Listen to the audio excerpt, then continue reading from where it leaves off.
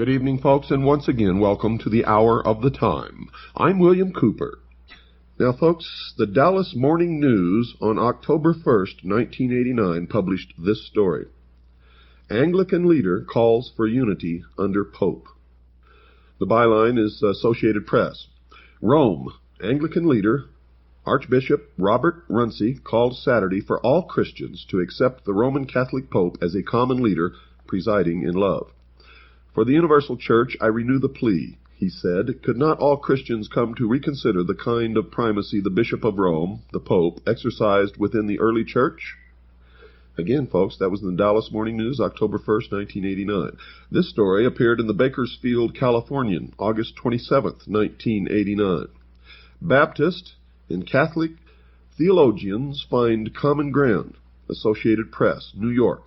Southern Baptists and Roman Catholics, the nation's two largest denominations, generally have been regarded as doctrinally far apart, but their scholars find they basically agree. The 163-page report is seen as the most full-scale mutual examination of respective positions of the two traditions. Achieving it was an unprecedented experience for Southern Baptists, commonly averse to ecumenical affairs.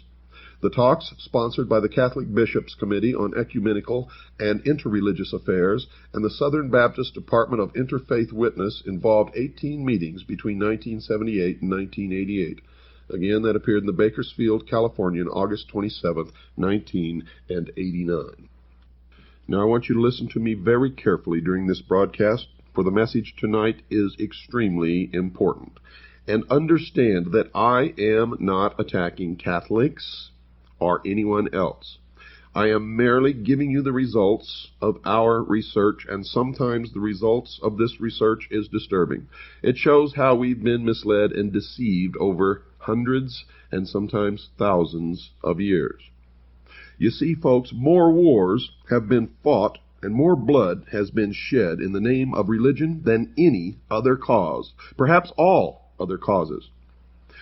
Countless millions have been slaughtered in the name of God, Allah, Buddha, Muhammad, Christ for thousands of years. Christian killing Jew, Jew hating Muslim, the Muslim against the Hindu, Christian fighting Christian, Shiite versus Sunni, Sikh against Hindu. Endless rivers of blood supposedly shed to rid the world of evil men and make way for peace. And of course, it never happens. And that's what they say about this new world order, that it's going to rid the world of evil men and make way for 1,000 years of peace. Well, is it possible for people of varied faiths and cultures to live at peace in this world? When one considers the fragmentation and division even among Christians, or the never-ending conflict between Palestinian and Jew, prospects for peace seem very, very dim. Some, aware of the dark record of history, would abolish all religion. Some would combine all religion, as is the intent in the New World Order, and anyone who refused will simply be exterminated. Today, something unmatched in history is taking place. Leading statesmen and religious leaders are proposing a new world order, a plan that many sincerely believe can bring peace on earth. A unity is envisioned that will transcend instinctive barriers that have long separated cultures and religions. Significant progress toward a new world order is seen in the spirit of ecumenism, or togetherness, now being urged by prominent religious leaders and being brought to reality, to fruition by the World Council of Churches. In the ecumenical plan, basic theological or ideological differences are set aside, while emphasis is instead placed upon those elements common to most religions. And I can tell you that the New World religion will be a religion that serves man, because man is to become God in the New World Order. And the religion will change with the needs of man. Could the long-desired universal peace be just around the corner? Could this succeed? Is it actually possible for men to forge a lasting peace on the anvil of compromise? Or could it be that we are naively forging not a new world order, but rather the one world order of apocalyptic prophecy? Or is it all an invention of the mind of man throughout the ages to manipulate large masses and populations of people? I make no judgment, and I do not try to answer all of these questions. You must do that in your own mind. But I must ask those questions, for many of you have never even thought to ask them.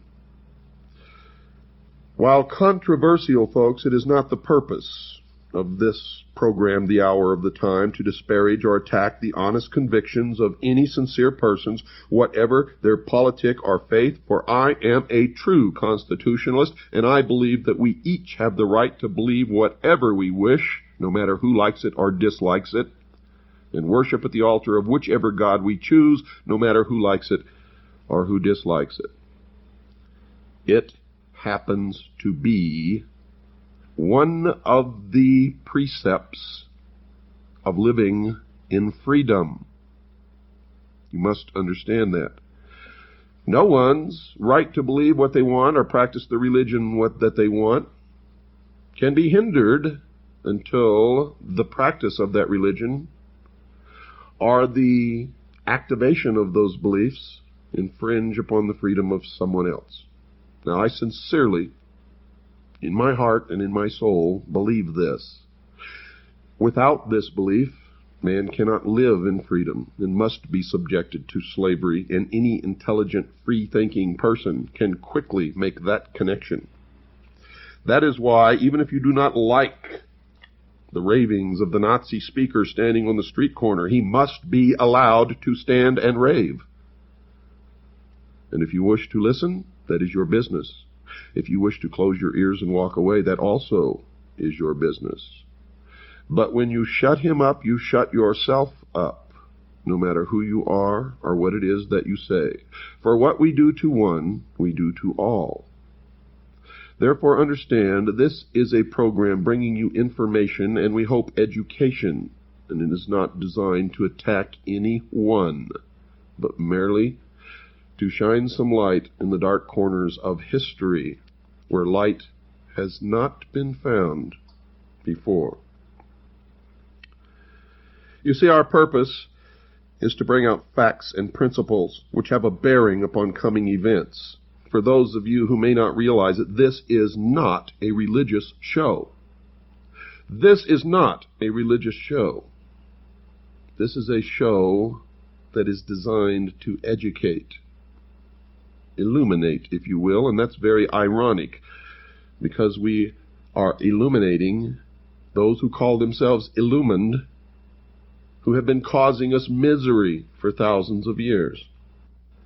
We're trying to reveal the hidden agenda behind the New World Order, and along with it, the ecumenical movement that almost no one dares to discuss, which is a part of the bringing about of the New World Order.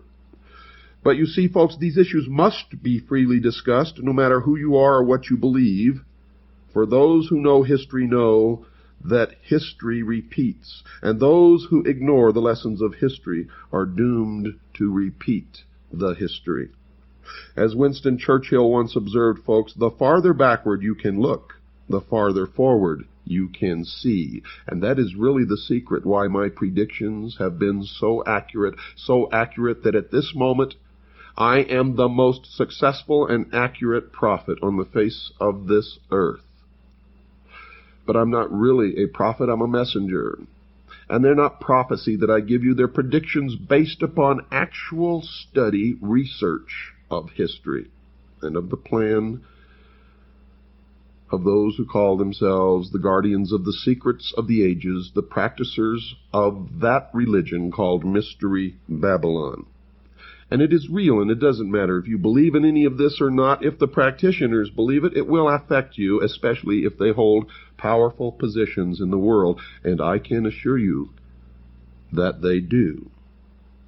So this is not a religious program, folks. It just happens to be true that the New World Order is founded upon the religious history of the past. And it is all about religion, as you will soon see. When Jesus revealed to his disciples the fate of Jerusalem and the scenes of the second advent, He foretold also the experience of his people from the time when he would be taken from them, until his return in power and glory for their deliverance. This is what the Bible says. In a few brief utterances of awful significance, Jesus foretold the portion which the rulers of this world would mete out to the church of God in Matthew chapter 24, verse 9, verse 21, and verse 22. Now, the reason I am quoting this is because if what is happening is being brought about by religious history, then we must understand the religious history and the books and the chapters and the verses that this religious history is based upon. For whatever belief is driving the minds of the men that are bringing about the New World Order, and the minds of the men who are fighting the New World Order, it must be understood by all the rest of us who don't understand any of this, or we are surely lost. The history of the early church testified to the fulfillment of Jesus' words. As the fires of persecution were kindled, Christians were stripped of their possessions and driven from their homes. Great numbers sealed their testimony with their blood. Noble and slave, rich and poor, it didn't matter, learned and ignorant, were alike slain without mercy. And unless what is coming is stopped, this will repeat itself. These persecutions, beginning under Nero, the emperor of Rome, A.D. 55 to 68, about the time of the martyrdom of Paul, continued with greater or less fury for centuries. Christians were falsely accused of the most dreadful crimes and declared to be the cause of all the calamities, famine, pestilence, and earthquake.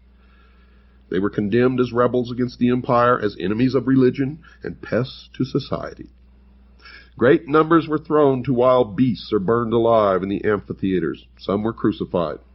Others were covered with the skins of wild animals and thrust into the arena to be torn by dogs. And vast multitudes assembled to enjoy these sights and greeted their dying agonies with laughter and applause. For in that day it was known as the great Roman circus, the football, the Super Bowl of that era. Because they were hunted like beasts of prey, early Christians were forced to seek concealment in desolate and solitary places. Beneath the hills outside the city of Rome, long galleries were tunneled through earth and rock. A dark and intricate network of passages extended for miles beyond the city walls. In these underground retreats, the followers of Christ buried their dead. When the life-giver shall return to awaken those who fought the good fight, many a martyr for Christ's sake will come forth from those gloomy catacombs. In vain were Satan's or Lucifer's efforts to destroy the Church of Christ by violence. You see, God's workmen were slain, but his work went steadily forward. Said a Christian, quote, "You may torment, afflict, and vex us. The more we are mowed down, the more we spring up again. The blood of Christians is seed," unquote. Tertullian, in his Apology, paragraph 50, "Thousands were imprisoned and slain, but others sprang up to fill their place." Now the great adversary, who Christians believe is Satan, also known as Lucifer, but whom the mystery schools believe is Jehovah or Yahweh. The great adversary endeavored to gain by artifice what he had failed to secure by force. Persecution ceased, and in its place were substituted the dangerous allurements of temporal prosperity and worldly honor. For if they could not stamp out the Christians by violence, by killing them, by crucifying them, by throwing them to the lions and to the dogs and to the gladiators, if they could not get rid of them in that manner, and if the empire was threatened by them, then there had to be a way to save the Roman Empire, to save the emperor from that pestilence known as Christianity. Idolaters were led to receive a part of the Christian faith while they rejected other essential truths. They professed to accept Jesus as the Son of God and to believe in his death and resurrection, but they had no conviction of sin and felt no need of repentance or of a change of heart. With some concessions on their part, they proposed that Christians should make concessions, that all might unite on the platform of belief in Christ. Now the church was in fearful peril. Prison, torture, fire, and sword were blessings in comparison with this. Some of the Christians stood firm, declaring that they could make no compromise. Others were in favor of yielding or modifying some features of their faith and uniting with those who accepted a part of Christianity, urging that this might be the means of their full conversion. And that was a time of deep anguish for the faithful followers of Christ, according to the written history of the Christian religion. This compromise between paganism and Christianity resulted in the development of the man of sin foretold in prophecy as opposing and exalting himself above God. The Apostle Paul, in his second letter to the Thessalonians, foretold the great apostasy. Quote, "That day shall not come, except there come a falling away first, and that man of sin be revealed, the son of perdition, who opposeth and exalteth himself above all that is called God, or that is worshipped, so that he, as God, sitteth in the temple of God, showing himself that he is God." Unquote. 2 Thessalonians chapter 2, verse 3 and 4, and that prophecy has come true. As man stands in the temple of the body today and declares himself to be God. And furthermore, the apostle warned his brethren that the mystery of iniquity doth already work. And what is the mystery of iniquity? It is the mystery religion of Babylon, the worship of the heavens, the Osirian cycle, of which the sun is the symbol of the intellect. Even at that early date, he saw creeping into the church errors that would prepare the way for the development of that gigantic system of false religion, a masterpiece of Satan's power, a monument of his efforts to seat himself upon the throne and rule the earth according to his will. The nominal conversion of the Roman Emperor Constantine in the early part of the 4th century caused great rejoicing, and the world, cloaked with a form of righteousness, walked into the church. Paganism, while appearing to be vanquished, became the conqueror. Pagan doctrines, ceremonies, and superstitions were incorporated into the faith and worship of the professed followers of Christ. And the 10 Commandments were changed to permit idols in the church. And other changes were made.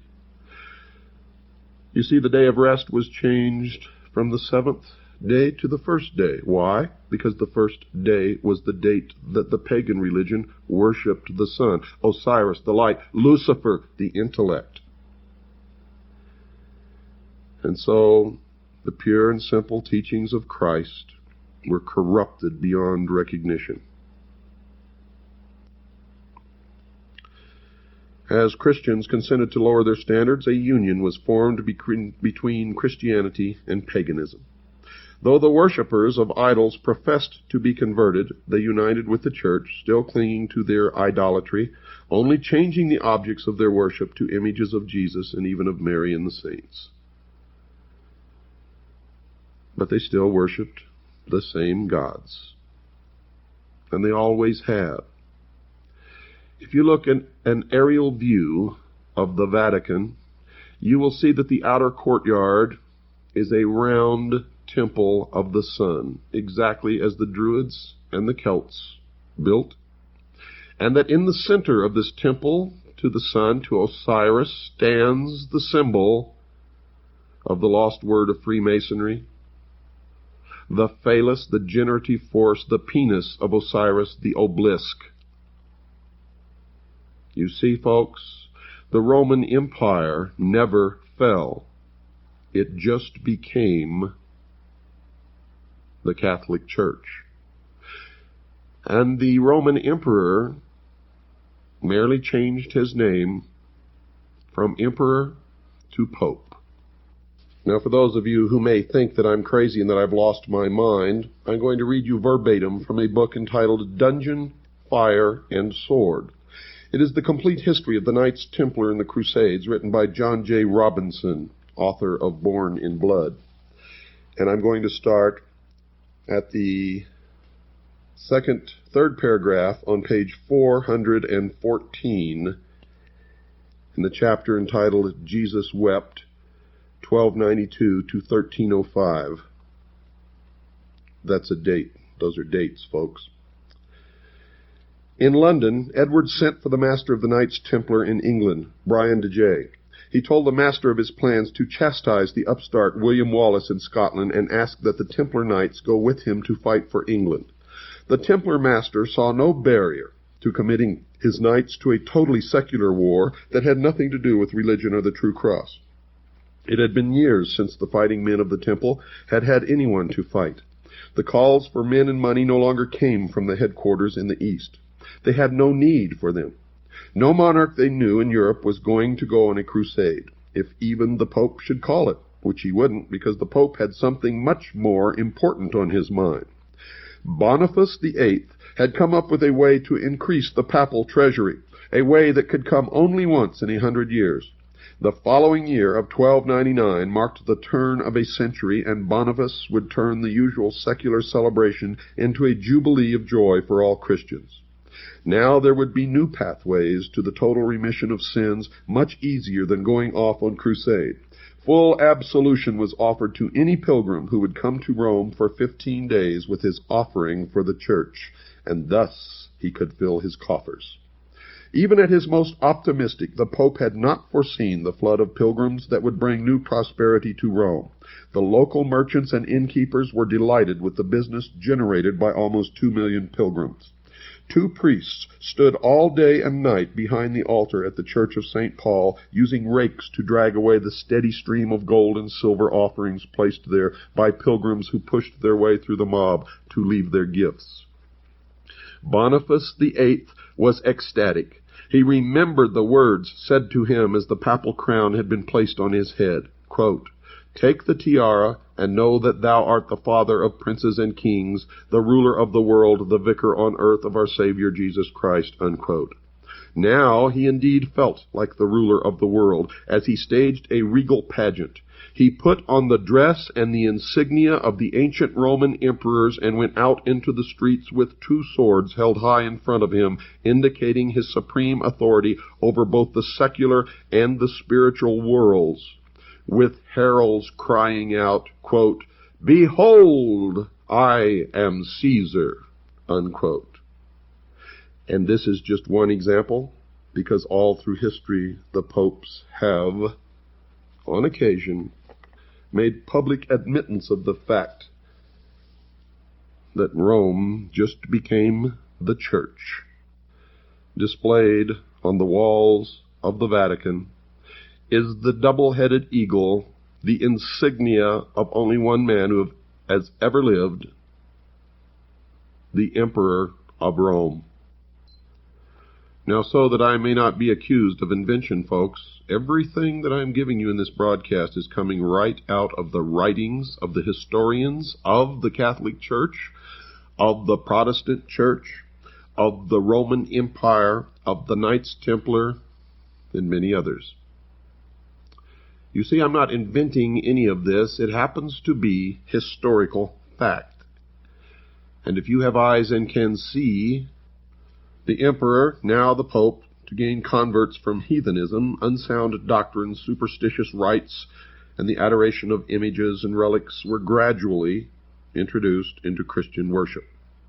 The decree of a general council, the Second Council of Nice, AD 787, finally established this system of Christian idolatry. To complete the sacrilegious work, Rome presumed to erase the 2nd commandment, forbidding image worship, from the law of God, and to divide the 10th commandment to preserve the number. According to Christian historians in the Protestant Church, Satan tampered with the 4th commandment also, and purposed to set aside the ancient Sabbath, the day which God had blessed and sanctified, in Genesis chapter 2, verse 2 and 3. And in its stead to exalt the festival observed by the heathen as the venerable day of the sun. This change was not at first attempted openly. In the first centuries, the true Sabbath had been kept by all Christians. They were jealous for the honor of God, and they zealously guarded the sacredness of its precepts. But with great subtlety, Satan worked through his agents to bring about his object. Now don't go away, folks. We've got to take a short break. We'll be right back after this short pause. Early in the 4th century, the Emperor Constantine issued a decree making Sunday a public festival throughout the Roman Empire. The Day of the Sun was reverenced by his pagan subjects and was honored by Christians. It was the emperor's policy to unite the conflicting interests of heathenism and Christianity to save the Roman Empire. He was urged to do this by the bishops of the church, who perceived that if the same day was observed by both Christians and the heathen, it would promote the nominal acceptance of Christianity by pagans and thus advance the power and glory of the church. But while most Christians were gradually led to regard Sunday as possessing a degree of sacredness, some still held the true Sabbath holy, and they continued to observe it in obedience to the 4th commandment. Now they believed that Satan had led the Jews, before the advent of Christ, to load down the Sabbath with the most rigorous exactions, making its observance a burden. He cast contempt upon it as a Jewish institution until finally the pagan Sunday came to be honored as a divine institution, while the Bible Sabbath was pronounced a relic of Judaism and its observers were at last declared to be accursed. And the outcome of this is that the Jews have been persecuted throughout history. They have become the scapegoat that you learned about in an earlier broadcast. The spirit of concession to paganism opened the way for a still further disregard of heaven's authority. The visible head of the church, the Pope, came to be almost universally acknowledged as the vice-regent of God on earth, and he was endowed with authority over church and state. More than this, the Pope appropriated the very titles of deity. He styled himself, quote, Lord God the Pope, unquote, assumed infallibility, and demanded that all men pay him homage. Faith was transferred from Christ, the true foundation of the Christian Church, to the Pope of Rome. Instead of trusting in Christ for forgiveness of sins and for eternal salvation, people looked to the Pope and to the priests and prelates to whom he delegated authority. They were taught that the Pope was their earthly mediator, and that none could approach God except through him, and further, that he stood in the place of God to them, and was therefore to be implicitly obeyed. A deviation from his requirements was cause for the severest punishment to be visited upon the bodies and souls of the offenders. Through this error the people were turned from God to fallible, erring men. Blasphemous titles claimed for the Pope have been embellished and enlarged over the centuries, but a few of these boastful claims appear in an ecclesiastical Roman Catholic dictionary. I'm taking this right out of a Roman Catholic dictionary by Lucius Ferraris, entitled Prompta Bibliotheca Canonica, Volume 6, pages 438, 442, article, Pope, The Catholic Encyclopedia 1913 edition. Volume 6, page 48, speaks of this book as a veritable encyclopedia of religious knowledge and a precious mine of information. Those are the words of the Vatican. Quote, The Pope is of so great dignity and so exalted that he is not a mere man, but as it were God and the vicar of God. Unquote. Remember, the Roman emperors were deified. Quote, Hence the Pope is crowned with a triple crown as King of heaven and of earth and of the lower regions. Unquote. That is an exact word-for-word description of Osiris. Quote, So that if it were possible that the angels might err in the faith or might think contrary to the faith, they could be judged and excommunicated by the Pope. Unquote. Quote, The Pope is, as it were, God on earth, sole sovereign of the faithful of Christ, chief King of kings, having plenitude of power, to whom has been entrusted by the omnipotent God direction, not only of the earthly but also of the heavenly kingdom," unquote. If that's not blasphemy according to the definition, then I don't know what is, folks. Quote, "The Pope can modify divine law, and since his power is not of man, but of God," unquote. The Pope can modify divine law? Well, you see that he did. He changed the day of rest, dictated by God, from the seventh day to the first day, and he changed the 10 Commandments to allow the worship of idols. But the doctrine of papal supremacy is directly opposed to the teachings of any scripture that I am able to find. Quote, "Thou shalt worship the Lord thy God, and him only shalt thou serve," quote, unquote. That's in Luke chapter 4, verse 8. God has never given a hint in his word that he appointed any man but Christ to be the head of the church. The Bible exalts God and places finite men in their true position. The Pope has no power over Christ's church except by usurpation, and that's true only if you are a Christian. If you are a Jew, if you are a Muslim, if you are a Buddhist, none of that is true, is it? By the 6th century, folks, the papacy was firmly established. Its seat of power was fixed in the imperial city, and the Bishop of Rome was declared to be the head over the entire church. Pagan Rome had given place to papal Rome. The ascension of the Roman Church to power marked the beginning of the Dark Ages. As her power increased, the darkness of superstition and error deepened. Those were days of peril for the Church of Christ. Faithful standard-bearers were few.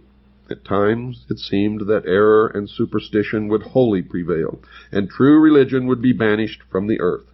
The gospel was lost sight of, and the forms of religion were multiplied. People were taught not only to look to the Pope as their mediator, but to trust to works of their own to atone for sin. Long pilgrimages, acts of penance, the worship of relics, the erection of churches, shrines, and altars, the payment of large sums to the church, these and many similar acts were enjoined to appease the wrath of God or to secure his favor.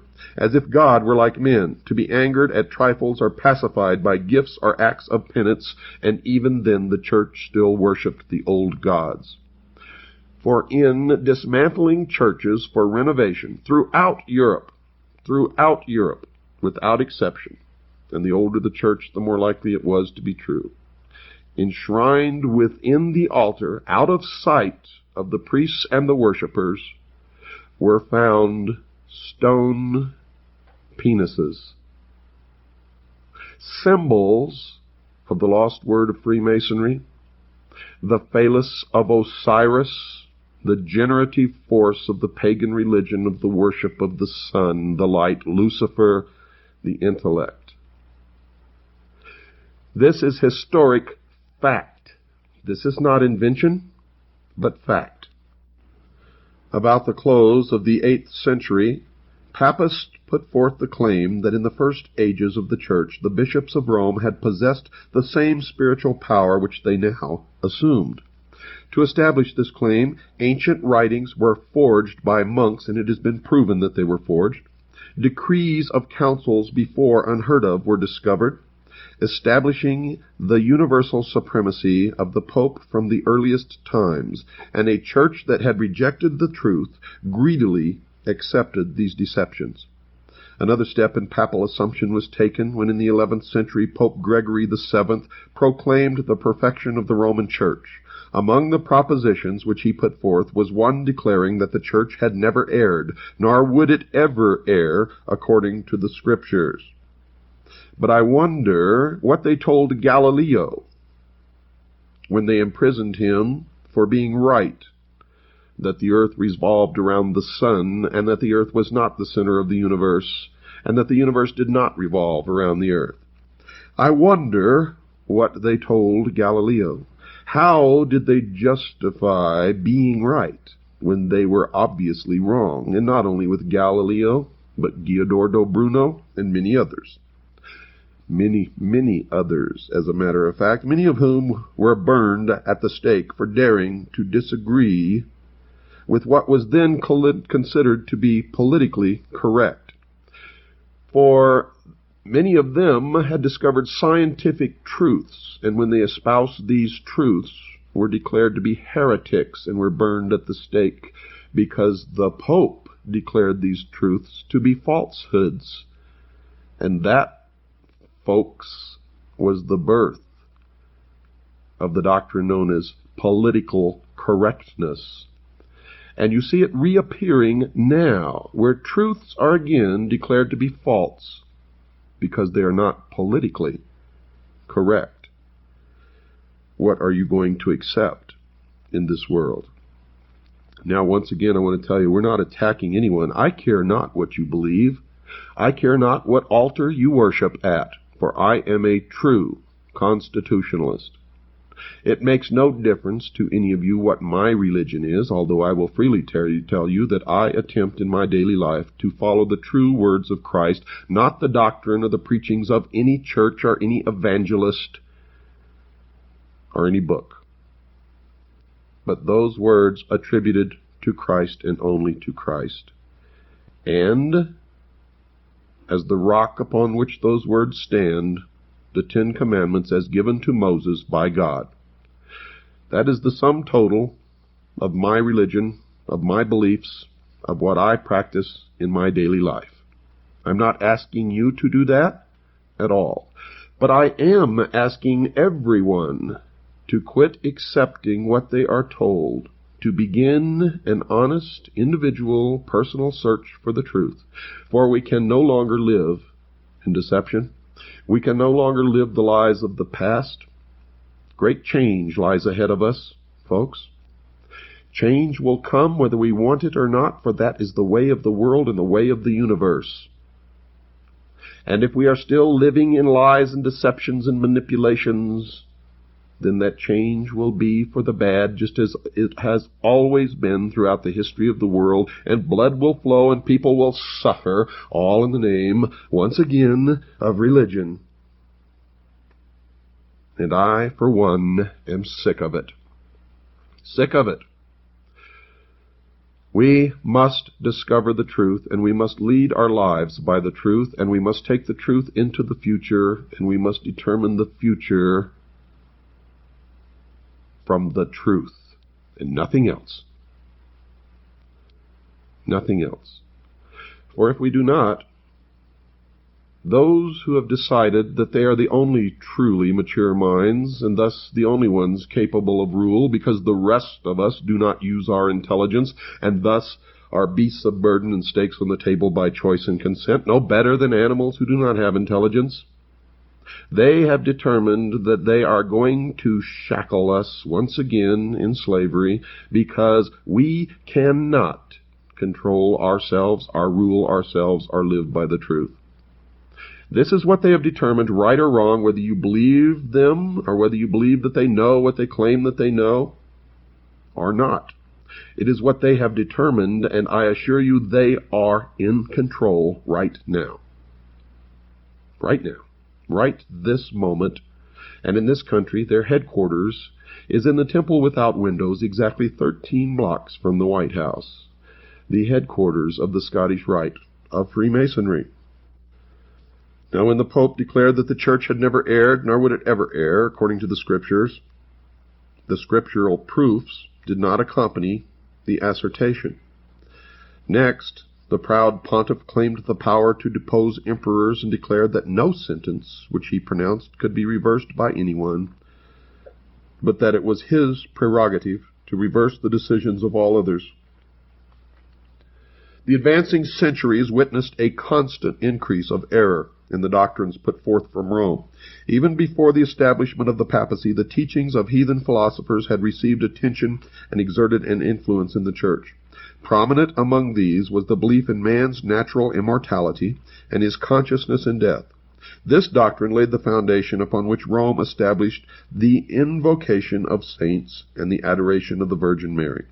From this sprang also the heresy of eternal torment for the finally impenitent, which was early incorporated into the papal faith. And thus, once again, the worship of Osiris and Mary and the child Horus disguised under different names, emerged as a religion from the veil out into the open. The only thing that has changed is the names. Then the way was prepared for the introduction of still another invention of paganism, which Rome named purgatory and employed to terrify the superstitious multitudes. By this heresy is affirmed the existence of a place of torment, in which the souls of such as have not merited eternal damnation are to suffer punishment for their sins, and from which, when freed from impurity, they are admitted to heaven. The scriptural ordinance of the Lord's Supper was supplanted by the idolatrous sacrifice of the Mass. Papist priests pretended by their senseless mummery to convert the simple bread and wine into the actual body and blood of Christ. And those are the exact words, body and blood of Christ, written by Cardinal Wiseman. The real presence of the body and blood of our Lord Jesus Christ in the Blessed Eucharist, proved from Scripture, Lecture 8, Section 3, Paragraph 26. But no Scripture is quoted. With blasphemous presumption, they openly claimed the power of creating God, the Creator of all things. All Christians were required on pain of death to avow their faith in this horrible, heaven-insulting heresy, and multitudes who refused were given to the flames, were burned at the stake. Is it any wonder that the invisible college, the worshippers of Mystery Babylon, those who call themselves the guardians of the secrets of the ages, hate Christianity? Still another fabrication was needed to enable Rome to profit by the fears and vices of her adherents, and this was supplied by the doctrine of indulgences. Full remission of sins, past, present, and future, and release from all the pains and penalties incurred, were promised to those who would enlist in the pontiff's wars to extend his temporal dominion, to punish his enemies, or to exterminate those who dared deny his spiritual supremacy. The people were taught that by the payment of money to the church they might free themselves from sin and release the souls of their deceased friends who were confined in the tormenting flames. By such means Rome filled her coffers and sustained the magnificence, luxury, and vice of the pretended representatives of him who had not where to lay his head. And the old Roman Empire flourished under the guise of the Vatican, the papacy, the Catholic Church. In the 13th century was established that most terrible of all the engines of the papacy, the Inquisition. The Prince of Darkness worked through the leaders of the papal hierarchy. In their secret councils, Satan and his angels controlled the minds of evil men who invented tortures too horrible to appear to human eyes. Babylon the Great was drunken with the blood of the saints. The mangled forms of millions of martyrs cried to God for vengeance upon that apostate power. This is word to word from history, folks. Popery became the world's despot. Kings and emperors bowed to the decrees of the Roman pontiff. The destinies of men, both for time and for eternity, seemed under his control. For hundreds of years, the doctrines of Rome had been extensively and implicitly received, its rites reverently performed, and its festivals observed. Its clergy were honored and liberally sustained, but the noon of the papacy was the midnight of the world. That was written by J.A. Wiley in the History of Protestantism. Now, Protestantism is not lily-white either. They use that term lily-white because throughout history it's been used to describe good, when in fact, in many instances, there's nothing good about it whatsoever. Protestantism, folks, began in the Reformation. When Martin Luther rebelled against the Pope. But did you know that Martin Luther used as his personal seal the rose and the cross, revealing that he himself was an initiate of the mystery school, the ancient religion of Babylon. You see, I'm not attacking anyone, and I'm not putting anyone on a pedestal. I'm not tearing down the Vatican in order to build up the Protestant church, for they are equally guilty. Protestantism has fractured the teachings of Christ into thousands of sects and cults and little groups, all of them professing to know the truth. None of them really do. The Holy Scriptures were almost unknown, not only to the people but to the priests. God's law, the standard of righteousness in those days, having been removed, Papist leaders exercised power without limit and practiced vice without restraint. Fraud, avarice, and profligacy prevailed. Men shrank from no crime by which they could gain wealth or position. The palaces of popes and prelates were scenes of the vilest debauchery. Some of the reigning pontiffs were guilty of crimes so revolting that secular rulers endeavored to depose these dignitaries of the church as monsters too vile to be tolerated. For centuries, Europe made no progress in learning, arts, or civilization. A moral and intellectual paralysis had fallen upon the world. The noon of the papacy, according to history, was the midnight of the world. Foremost among those who were called to lead the church from the darkness of popery into the light of a purer faith stood Martin Luther. And this is what people believe, but Martin Luther himself was an initiate of the mystery schools, a follower of the faith of Mystery Babylon, as was the Pope and the hierarchy of the Catholic Church. You see, but they were vying for rulership of the world, and up until not too long ago, have always been throughout history. For the Vatican practices the corrupted worship of Mystery Babylon, the combination of Christianity and the worship of Mystery Babylon, whereas the mystery schools retained the pure form of Mystery Babylon. And this is the only difference between the two, folks, and they have been vying throughout history for the rulership of the world. Mystery Babylon attempting to destroy the Pope and Christianity, and the Pope attempting to persecute and burn away the followers, the initiates of Mystery Babylon. And it has always been the goal of the worshippers of Mystery Babylon to seat one of their own upon the throne of the Vatican. And they have succeeded. They have succeeded, folks, and now you are seeing the beginning of the combination of all religions into one world religion.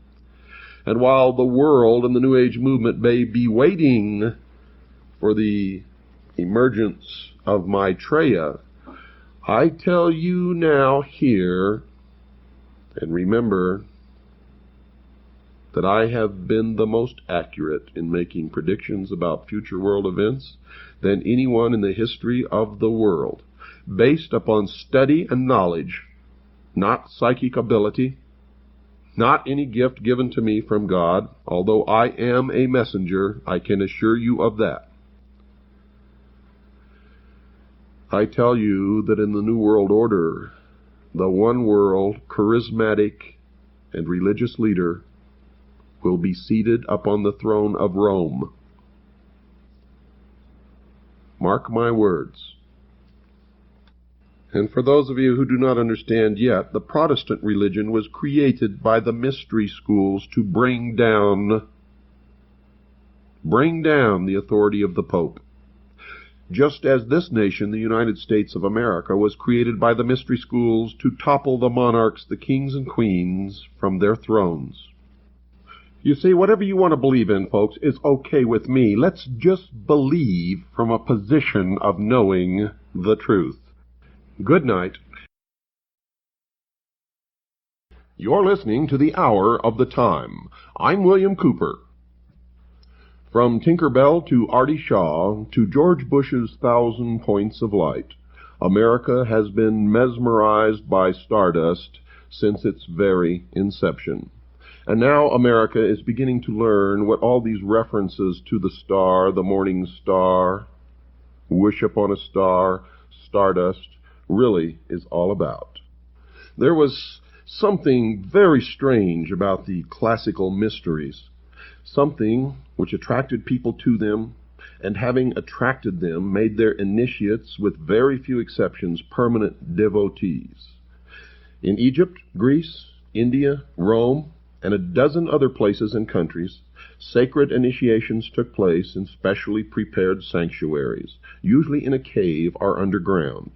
Priests of the mysteries enjoyed the profound respect of the masses, as well as that of kings and counselors, and in those days there was nothing really secret about it except the initiation rites and the knowledge which they retained for themselves, giving only the exoteric to the people. What were the mysteries? Until relatively recently, and relying upon comparatively scattered fragments such as Apollisius' golden ass, historians and religious writers had formed an opinion of them which has been shown to be extremely naive, if not outright false. They knew that at the ceremonies symbolical teaching took place, and hence inferred that the mysteries were a relic of the times when academic knowledge was guarded by the very few, and scientific truths, such as Pythagorean theorems, were given only, and only, to the elect. They knew also that orgiastic drumming and dancing formed a part of many of the rituals, and therefore told their readers that this was a degenerate form of religion, or a mere excuse for licentiousness. They found that stories of ancient gods and heroes were recited, and were sure that the mysteries constituted little more than an underground survival of prehistoric religion, magic, or tribal initiation. Or maybe that's exactly what they wanted us to believe, knowing full well that it was false. And of course, if those who did the writing were members of the mysteries, they would never have allowed the secrets to be revealed to the profane. But times have changed, folks. The study of brainwashing and mind control and conditioning the mind within the past decade or so has helped to lay bare the essence of the mysteries and has answered the riddles which surrounded them. You see in this process, those who had tried to keep the celebration of the mysteries alive, who had tried to revive them, have been shown up as relying upon the symbolic interpretation alone. And this revelation has been in its own way one of the most startling developments of contemporary religion. You see, for almost anyone, for instance, can get away with telling anyone else that he was an Egyptian priest in a former incarnation, because there's so very little verifiable material available to prove the reverse. It becomes obvious, though, when you attend a party populated by these nuts, when 6 people introduce themselves as having been Abraham Lincoln in a past life. But let anyone attempt to celebrate any of the ancient mystery cult's rituals, and unless he has a sound idea of how the human mind works, he is likely to escape the criticism of those physiologists who now see in the mysteries an almost open book. So let us return to a sketch of the conventional knowledge about the mysteries. In those of Eleusis, celebrated in Greece, the candidate had to undergo fasting or abstinence from certain foods. There were processions with sacred statues carried from Athens to Eleusis. Those who were to be initiated waited for long periods of time outside the hall in the temple where the rites were to be held, building up a tremendous tension of suspense. Eventually, a torchbearer led them within the precincts, usually underground. The ceremonies included a ritualistic meal, 1 or 2 dramas, the exhibition of sacred objects, the giving of the word, an address by the Hierophant, and oddly enough, closure with the Sanskrit words, Kansha Ampaksha. The elements included the clashing of cymbals, tension, and a certain degree of debilitation.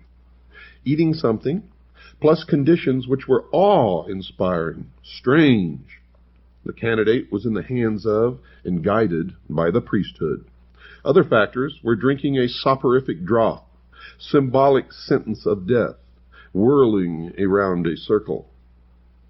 Initiation ceremonies of secret cults, the mystery type, invariably involved tests, sometimes most severe ones. The effect of certain experiences was a carefully worked program of mind training which is familiar in modern times as that which is employed by certain totalitarian states to condition or reshape the thinking of an individual. Are you listening to me, all you Freemasons out there who think that you're so smart? Well, you're not. This process produces a state in which the mind is pliant enough to have certain ideas implanted, ideas which resist a great deal of counter-influence. This was the secret of the mysteries, this and nothing else. Echoes of such training are to be seen in the rituals of certain secret societies without mystical pretensions which survive to this day. Trials, terror, expectancy, drinking, and the rest. That this fact was known in the past, folks, is evidenced by the words of Aristotle, who was exiled because he was said to have revealed something about the mysteries, and he said this, quote, "Those who are being initiated do not so much learn anything as experience certain emotions and are thrown into a special state of mind," unquote. Well, what was this special state of mind? Folks, it was a plasticity in order that the conditioning might take permanent root. The psychologist William Sargent, the greatest authority on this subject, says in his classic Battle for the Mind, quote, "It seems, therefore, that there are common final paths which all individual animals, though initial temperamental responses to imposed stresses vary greatly, must finally take. If only stresses are continued long enough, this is probably the same in human beings, and if so, may help to explain why excitatory drumming, dancing, and continued bodily movement are so much used in such a number of primitive religious groups. The efforts and excitement of keeping the dance in progress for many hours on end should wear down, and if need be, finally subdue even the strongest and most stubborn temperament, such as might be able to survive frightening and exciting talk alone for days or weeks," unquote. Now, understanding what I just read to you, this quote from Battle for the Mind by William Sargent, can you still say that music plays no part in the conditioning of the mind? That the words in the music is not being entrapped by the subconscious of those young people who dance for hours listening to this music? If so, I think you'd better rethink that position, for it is a form of mind control, brainwashing. Dr. Sargent notes that Chinese experiments in mass excitation, breaking down and reconditioning, are based on the same physiological principles as religious conversion, and also group and individual psychotherapy treatments. Folks, these include the application of tension, fear, anxiety, conflict, to the point where the subjects are uncertain. And in this state, suggestibility is increased and the old pattern of behavior is disrupted. The fact that the devotees of the mysteries were thoroughly conditioned to them and felt that they were important in their lives is seen in much historical evidence. Even in the 4th century of the Christian era, the Greeks were insisting that they, quote, would consider life unbearable if they were not allowed to celebrate those most sacred mysteries which unite the human race, unquote. Now, the work of those who have pointed out the function of the mysteries as mind training and conditioning has, of course, evoked no answer from those who still think that the rituals are mere symbolic representations of knowledge or of facts. And indeed, they cannot admit this simply because they would be admitting their own foolishness and stupidity in the process. So they will resist at all costs and continue to go to their meetings, for to do otherwise would be to confront their own fallibility. And in human nature, That is one of the most difficult things for any individual to do. We all realize that. It's interesting to note, folks, that the ecstasy which is produced by excitatory methods and is followed by manipulation of the mind is still sought by members of many secret cults who are aware of the scientific explanation. You see, irregardless, even when they know this, they still seek it out, because for them it fulfills some terrible need way down deep inside their gut. Their reaction is that the experience may well be induced by physical methods, but in spite of that, and this is what they say, quote, "It is nothing less than actual spiritual communion with a supernatural power," unquote. This is the point at which scientists and mystics cannot agree. The mystic feels sure that he has experienced something sublime, and who's to say that they haven't? For if you have not experienced it, you have no basis upon which to make a decision. But to experience it is to put yourself in a position to be controlled by others. So we are in a quandary now. How do we explore this? The scientist tells the mystic that it is an illusion. He just simply will not believe it.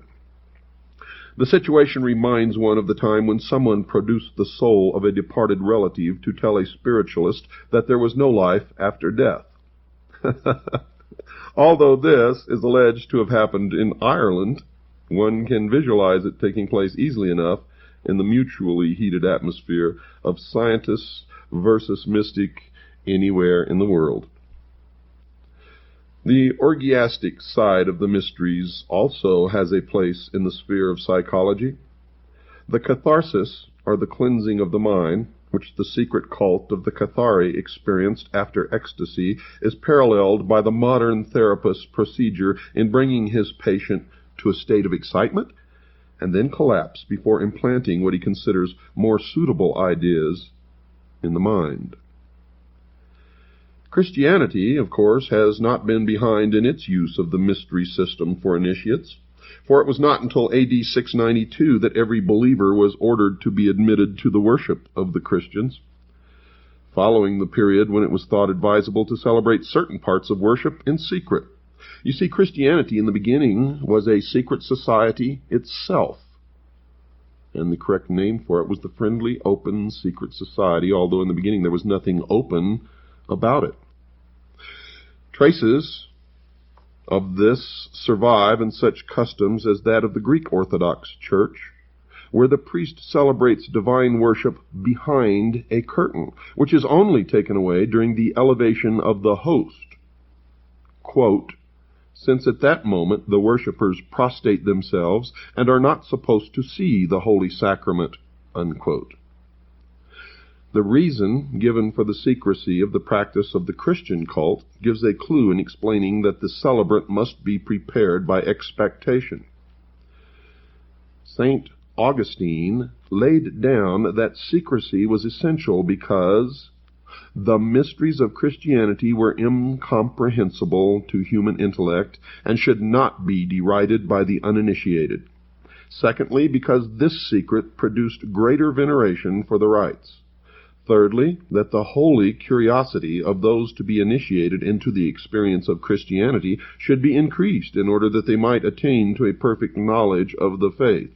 And to tell you quite frankly, folks, in my study of mind control, the Christian church would swell well beyond any conception or imagination of what their numbers could be if they had continued their secrecy. St. Basil, de Spiritu Sanctu, let me see, that's the 17th. That's a writing, folks. Tells how the fathers of the church, quote, "were well instructed to preserve the veneration of the mysteries in silence. For how could it be proper publicly to proclaim in writing the doctrine of those things which no unbaptized person may so much as look upon," unquote. Now this all sounds silly to us today. But believe me, folks, there is nothing silly about it, and if it were practiced today as it was then, the Christian church would be more powerful than you could possibly conceive. Now remember, this is the results of our research.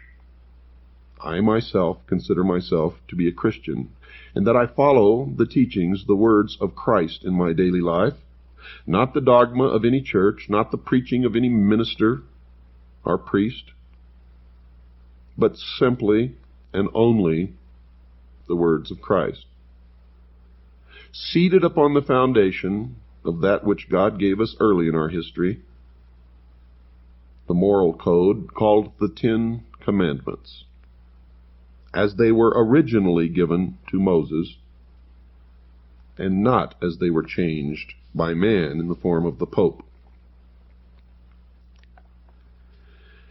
The origin of mystery ceremonies seems to be India, or at least the place and time when the Brahmin priesthood started its initiations. The ceremonies were based upon the Hindu myths, but the procedure followed in training the aspirant is strikingly similar in Egypt, and Egypt profoundly influenced Greece. Now what's left out here, and the reason it's usually left out, is because any mention or discussion of the Babylonian mysteries or the Babylonian religion is usually met with much criticism and derision by those who believe that it was a terrible institution. The mysteries definitely came from the East, and the East in the mysteries still survives today. When one Freemason greets another and he's not sure if he's really a Freemason, he'll ask him if he's a traveler, or if he's traveling, or if he is a fellow traveler. All, I might add, were the same code of identification used by the Communist Party in this country, because communism and the mysteries are the same entity, as are socialism and the mysteries. When they meet, and this exchange takes place, the one being queried if he is indeed a member of the mystery religion will say, "Yes, I'm a traveler," to which the first, or the inquirer, will respond with, "Where are you going?" or "Where are you traveling?" From where to where? And the answer will be from west to east. For the east is the position of the rising sun, where the knowledge comes from. You see, for in early history, it certainly can be proven to have come from the east. And the sun was the symbol of the intellect. It began by being the symbol of the unseen God of the universe, and slowly transformed into the symbol of the intellect, the light, Osiris, Ra, Lucifer.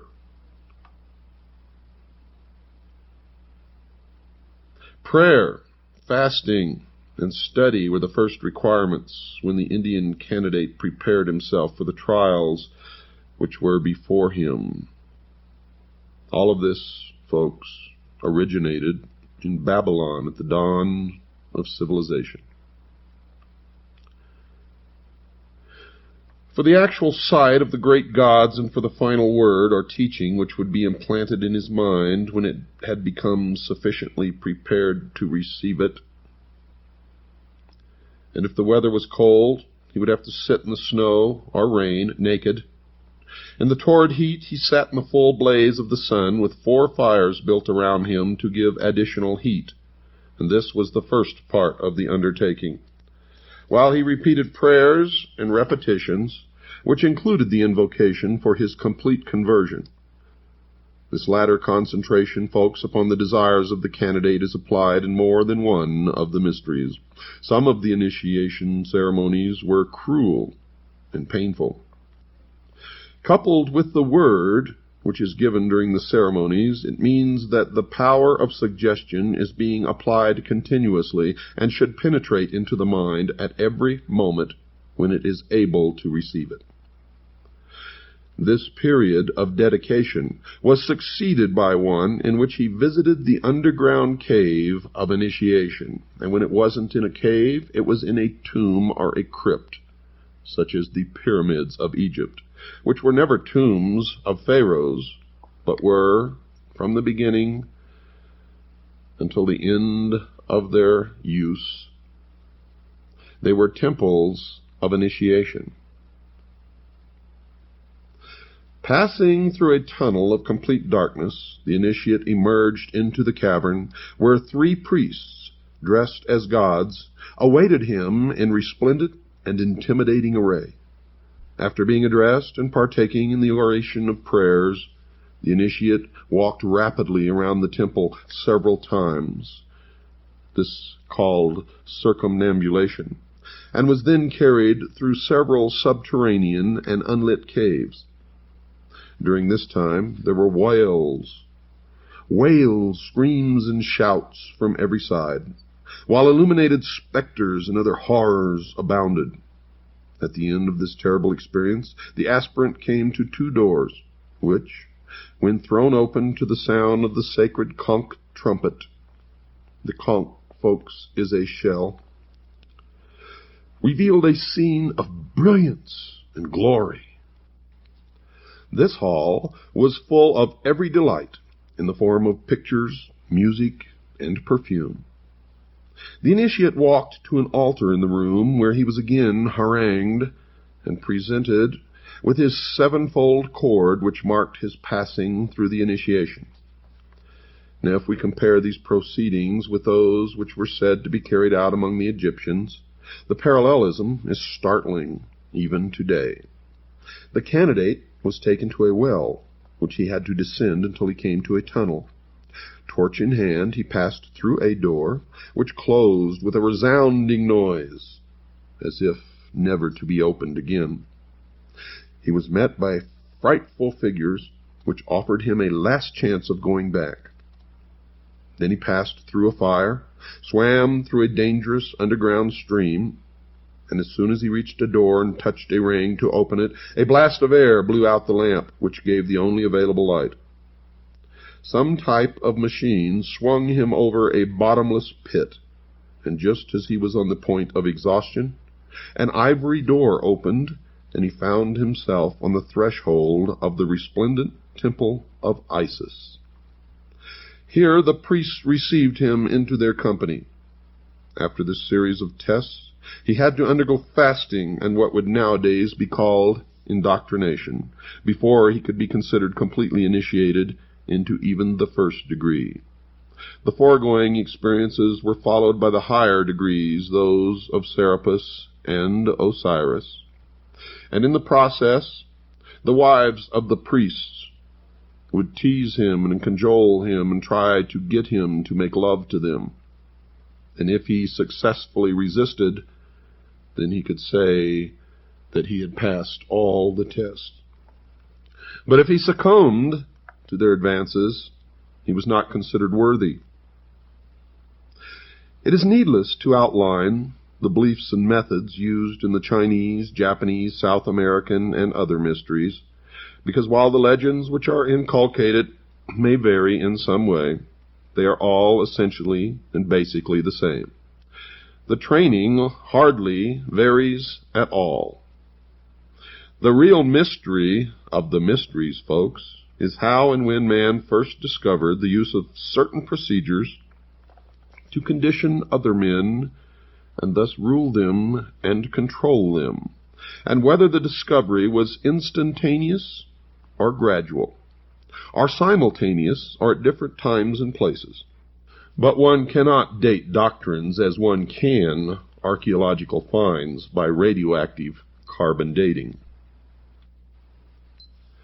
And so you've reached another milestone in your education into the mysteries, and this program is only half completed. And again, I must remind you that we have just begun, for we are essentially covering 6,000 years of the history of a hidden religion known simply as the Mysteries. To Christians, it is Mystery Babylon. To others, it is called the Invisible College. In all cases, It belongs to those who consider themselves in possession of the only truly mature minds, and thus the only ones capable of knowing certain advancements in technology, sociology, and many, many other things. They call themselves the guardians of the secrets of the ages. And I can assure you, folks, they are in complete control of all elements of our society, military, and government at this time. So it is essential that you learn these facts about them and their organization so that we can decide our future. Don't go away, folks. We've got to take a short break. I'll be right back right after this pause. The cult of Mithra, the intercessor between man and the Persian divine power Ormuzd, was once an extremely widespread one, for it is the original cult of the sun. From its origins in Persia, the faith spread to Babylonia, Greece, and finally the Roman Empire, where it struggled against Christianity at the latter's inception. Christianity believes that it won with the decline of the material virtues of the Romans, but there are people who worship the solar deity today, and even London has its Mithra temple. Mithra was said to give his worshippers success in this world as well as security and happiness in the next. Sound familiar, Freemasons? He was originally a genie, the worldly representative of the invisible power which ruled the affairs of men. Later, and the cult probably has a history of over 6,000 years, he became thought of by his devotees as being not just one of the 28 genii, but the only one which mattered, and the only one who could cater for the wishes and needs of the people. Thus it was that the ancient Aryan worship of Ahura Mazda, the Supreme Being, was displaced by that of one of his representatives. Now, one way, folks, you can tell who or which corporations or businesses or societies belong to these cults is to look at these names, such as Saturn, Mazda, etc.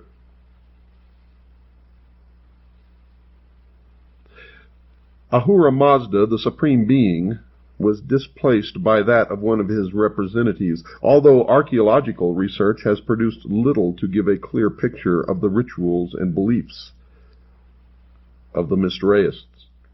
A considerable amount of secret lore still survives in the East, from India to Syria, which gives one a good idea of exactly how the members of the cult thought and just exactly what their magical ceremonies were. 3 ritualistic objects are used by Mithraists: the crown, equivalent to the sun and power of the supernatural kind; the hammer or club, symbolizing creative activity of mankind; and the bull, which stands for nature, virility, increase. By the proper understanding of these objects, and just exactly what they represent, Mithraists have it that the ordinary man can transcend his environment, can become great or successful, or can achieve what he wants to do and enters a delightful afterlife. What must he give in exchange? Nothing but worship to the principle which presides over all destiny and control to the priests of the religion. Now let's regress just a moment and let me explain to you why the bull. Throughout the ancient world, you see the symbology of the bull. Now, you have to remember this history goes back 6,000 years, the first 2,000 of which, looking back, is the Christian era. Now, remember, this is the age of Pisces, or the 2 fish. The 6,000-year period started in antiquity when the sun was in Taurus, or the bull. That is the meaning of Baal, or Baal. The golden calf was the representation of the house of the sun, or the age of the bull, or Taurus. It was really the same old mystery religion the worship of the unseen God of the universe, represented by the sun, which over the centuries and the millennia has become the worship of the intellect, with the sun the representation of the light, or Lucifer, the one who gave man the gift of intellect. Now, after the age of Taurus came the goat, or the ram, and this was symbolized by the symbol of the goat, or the goat of Mendes. For in Mendes there was a temple erected to the worship of the mysteries.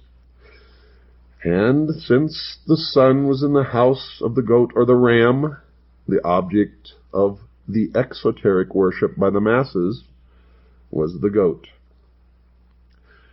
When the sun passed into the house of Pisces, or the two fishes, the Christian era began. We are now on our way out of the age of Pisces into the age of Aquarius. Once you understand that the ancient religion was a religion of the worship of the heavens, then everything begins to come together. And when you understand that they ceased believing in an all-powerful, unseen God or hidden God of the universe, and became essentially pantheists, believing that everything is God, they call this nature or the natural way, then you can understand how man became to worship the intellect, and the symbol which used to represent the unseen God of the universe came to represent the intellect, the use of which will bring man to the state of apotheosis, where man himself will become God. And then you begin to look at all the things that are happening today, and you see their symbology everywhere. Nowhere will you see it more prominently than the Looney Tune fringe element which call themselves ufologists. You will see that everything to do with the so-called UFO phenomena comes right out of the mystery schools. One reason, folks, for the loss of importance of the cult of Mithraeus, undoubtedly, is the admission was restricted to those who were thought worthy to receive the blessings which would come through the proper beliefs and use of the magical powers presided over by the Mithra priests. Christianity, for instance, was open to a far greater section of the population, even although the Christian mysteries were not accessible everywhere to all until relatively late in our history. At the same time, some of the Mithraeus ceremonials were of such obvious emotional appeal that scholars are agreed that the purely ritualistic side of Christianity owes much to those of the sun god of the Persians, and if you've been listening to this program, you already know that Christianity was actually merged with the religion of the worship of the sun into what is now known as the Vatican. The lowest degree of initiation was known as the sacrament and could be administered to anyone, theoretically, who could be relied upon to keep a secret and who would eventually develop into a regular and devout worshiper. This degree was called that of the crow, and it symbolized, according to present-day Mithraeus, the death of the new member, from which he would arise reborn as a new man, and today the crow is known as the phoenix. This death, or symbolic death, spelt the end of his life as an unbeliever, and canceled his allegiance to former and unaccepted beliefs. The use of the word crow probably derives from the ancient Persian practice of exposing their dead to be eaten by carrion birds, which is still carried on by the Parsi community in India, who follow parts of ancient Iranian religion as supposedly taught by Zoroaster. But if the crow symbolized death, it was also the delegate privileged to take over the human body after death. Of course, this meant that in a sense it was superior to humanity. Thus it was that the members of the cult was superior to the ordinary run of mortals. They believed themselves to be a separate race of man, and still do. The candidate descended 7 steps into the temple, which was an underground one, fashioned in the shape of a cavern, and made to look as much as possible like a natural cave. Initiation tests now took place. The newcomer was pursued by wild beasts, priests in animal skins, demons, and all sorts of terrors. He had to fast for 3 days. In this debilitated, altered, and plastic state, he was given a lecture by a priest on the responsibilities which were now his. Among these were the necessity to call brother only those who had been initiated. In the words of a Freemason today, whose son I happen to know, "If you are not one of us, you are nothing." Those words were spoken to his son when he asked his father why the Freemasons that he knew and his father were persecuting a local businessman and trying to drive him out of business. Now bear in mind that his son was not a Freemason. Let me say those words again for you folks. Quote, "If you are not one of us, you are nothing." Unquote.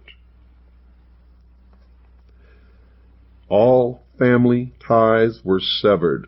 Nothing mattered except doing one's job well and carrying out the worship of Mithra. The final ceremony took place amid the clash of cymbals, the beating of drums, and the unveiling of a statue of Mithra himself. This latter showed Mithra as a man carrying a bull by the hind legs. Now the symbolism of this piece of sculpture was explained to him. The bull, in addition to symbolizing fecundity, was representative of animal passion, and it was also the house in which the sun dwelt in the first 2,000 years of the religion. It was through invocations to Mithra that mankind first discovered how to overcome this force and how to discipline himself. Therefore, the secret of religion was partly that the worshipper must restrain himself physically in order to attain power over himself and over others. And this is the mystery of the Sphinx that man has been trying to decipher since man discovered the Sphinx in the modern world. It is simply this, that man is nothing but an animal with a brain, with an intellect. It is to remind us, folks, it is to tell us that no matter what you think or how high you get, you are still nothing but an animal with an intellect. Period. This graphic teaching of the diversion of sexual power into psychic channels shows that the Mithraists followed in essence the pattern of all mystery schools which believed in the production of power through discipline. In this they are clearly distinguished from the more primitive and less important orgiastic schools which merely practiced indiscriminate indulgence, mass immorality, and so on. The neophyte in this initiation then drank a little wine from the symbol to show that he realized that the symbol is the means whereby ritual ecstasy comes, which puts him in touch with the higher powers. Now 2 long lines of initiates knelt on either side of the low stone benches which traversed the crypt. Remember, George Bush was initiated in the crypt or the tomb at Yale University into what is known as the Skull and Bones, the Russell Trust, the Brotherhood of Death. Now, remember, 2 lines of initiates knelt on either side of the low stone benches which traversed the crypt, and as the new member, accompanied by the priest who were initiated him, walked along the central aisle for the eating of the bread, a number of pieces of dried bread were placed on a drum, similar to those which were being softly beaten by one of the priests. The candidate ate one morsel, signifying that he accepted Mithra as the source of his food. This bread, according to their beliefs, had been exposed to the rays of the sun to absorb some of its quality, and thus the worshipper was partaking of the nature of the sun itself in this ritual observance. But it goes deeper than that, folks, because the sun is what enables all life to exist on this planet.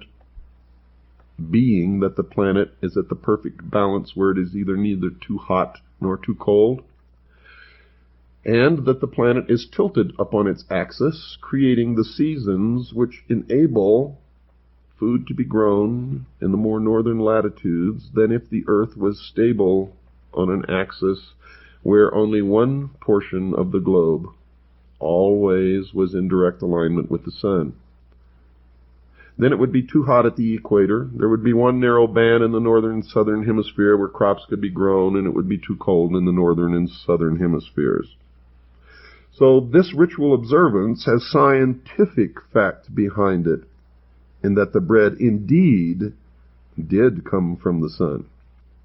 And now the initiate was taught the password of the cult, which was to identify him to other members, and which he was to repeat to himself frequently in order to maintain the thought always in his mind. Quote, "I have eaten from the drum and drunk from the cymbal, and I have learned the secret of religion." Unquote. This is the cryptic phrase which an early Christian writer, Maternus, reports as being taught to the Mithraeus, quote, by a demon, unquote. The second degree of initiation was called the secret, and during this the candidate was brought to a state of ecstasy, in which he was somehow made to believe that he had seen the statue of the god actually endowed with life. Folks, it's not likely that there was any mechanical method by which this was done, because no such apparatus has been found in Mithraic temples unearthed.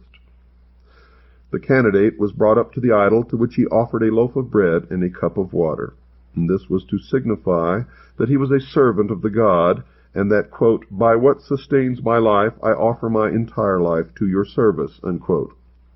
The grade of soldier may show that the military arts were responsible for a good deal of the power of Mithra worship in ancient Persia.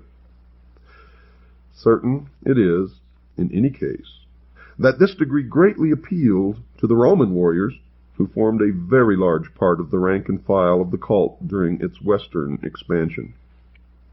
A sign similar to a cross, signifying the sun, was made on the forehead of the initiate, who was thus marked as owned by the deity. A crown was placed before him, hanging from the point of a sword. This he took and placed it aside with the words, "Mithra alone is my crown." And this, folks, this takes place in every mystery that there have ever been. Remember when Christ went into the desert for 40 days and 40 nights and was tempted by Satan? Satan offered him the crowns of any or all of the nations of the earth if he would just follow him, and Christ rejected it. The same thing happens in the mystery school. The initiate is always offered a crown, sometimes by the king or the emperor himself. And if he accepts the crown, he is considered unworthy, and being, as it would be interpreted as a threat to the real wearer of the crown, probably would have been executed. He was considered only worthy if he rejected the crown, symbolic of the ruler, the ruling of the nation or people or area. The Persian crown, it should be remembered, from which pattern all present-day crowns are eventually derived, is a golden sun disk with a hole in the center for the head. It is jagged at the edges, representing the sun's rays, just like that worn by the Statue of Liberty. And these projections are turned up to make what is still known in Western heraldry as the Oriental crown. You can also see this representation as the halo in Christian art. Now the candidate has to prove himself in a mock combat with soldiers and animals in a number of caves.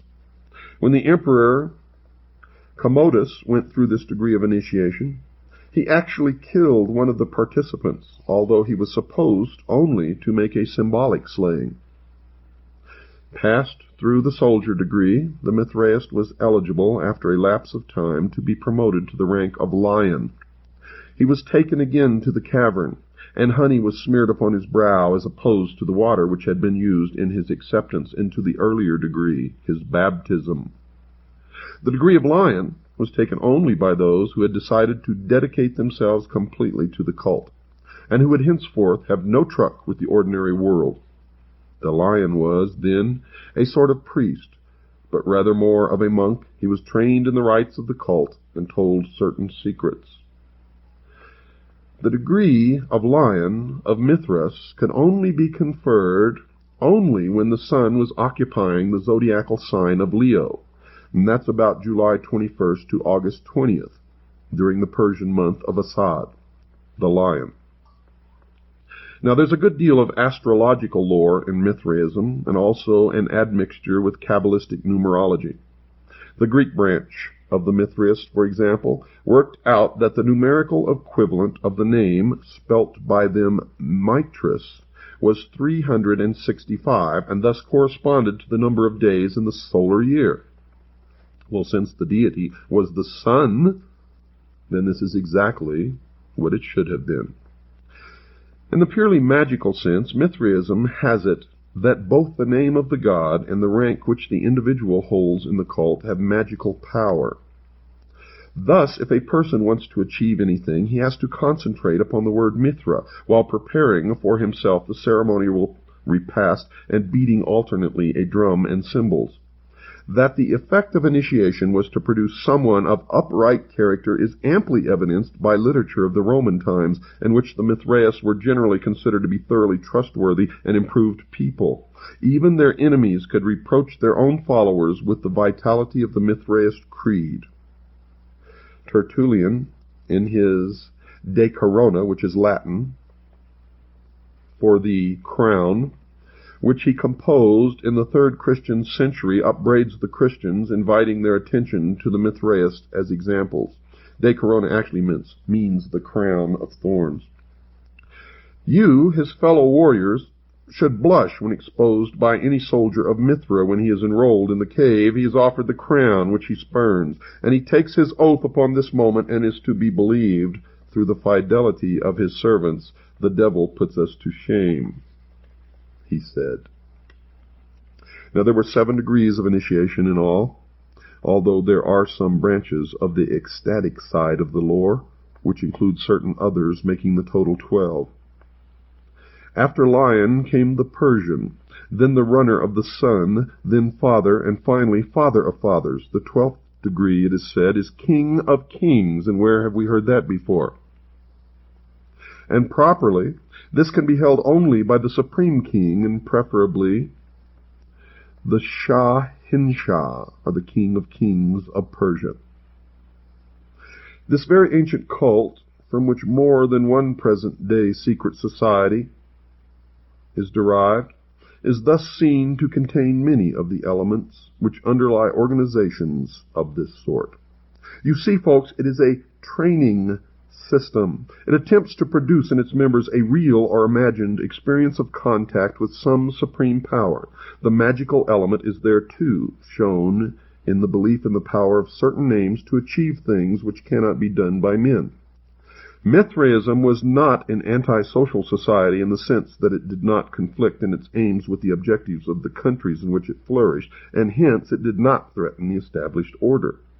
It was tolerant of other creeds, just like Freemasonry is now. You can belong to any religion and join at the lowest level, but I guarantee you when you reach the highest, you will belong to only one religion.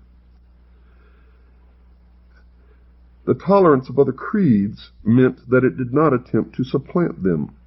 Its greatest festival, the birth of the sun, on the 25th of December, became Christianized, and it is claimed by those who still believe in its mysteries and celebrate them that Christianity did not so much supplant Mithraism as absorb it, accepting some of its externals and diverting them to its own use, and that is exactly what has happened. Perhaps incongruously, a present-day follower of Mithra in England recently likened this phenomenon to the eclipse of the Liberal Party. Quote, "Because the 2 other parties have taken over its objectives and widened the basis, only the actual initiates of Mithra know what has been lost in the process." Unquote. So the young man in the Phrygian bonnet, sometimes seen as the conqueror of the bull, or even as a man with a lion's head, still has his devotees. And folks, the sun still shines. So what has all this got to do with stars and stardust? Many people believe that Venus is the morning star. In the ancient days, they say that it was Sirius that rose just before the sun with a red cast to it and then turned a brilliant white as it rose up into the heavens. Well, folks, if you really think about it, the sun is the morning star. Good night.